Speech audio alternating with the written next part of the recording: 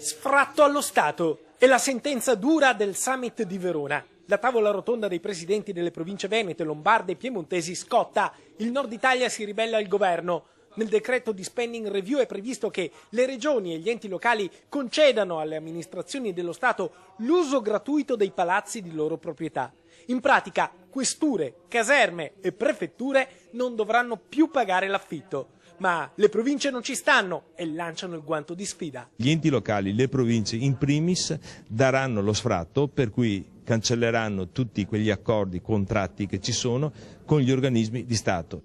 Dunque si prospetta il caos. Le province però fanno sul serio. Ormai è una guerra di schiaffi. Il governo taglia le province e la metà di quelle che restano, secondo il presidente dell'UPI, Giuseppe Castiglione, con la spending review andrà in dissesto senza poter assicurare nemmeno l'apertura dell'anno scolastico.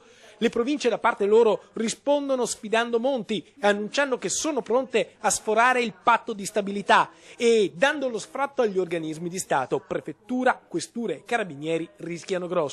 I presidenti riuniti a Verona hanno lanciato il guanto di sfida. Siamo stanchi come territorio del nord in generale di continuare a pagare anche per altri. Pensare di fare degli stravolgimenti quando abbiamo appena approvato lo statuto regionale, dove all'articolo 2 si parla di autogoverno del popolo veneto, mi sembra davvero una cosa che non ha nessun tipo di senso.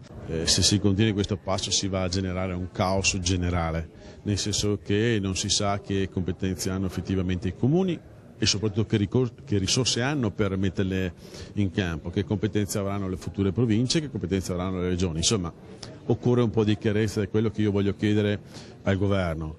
Dichiariamo che siamo amministratori virtuosi e onesti e vogliono avere il rispetto da parte di questo Stato.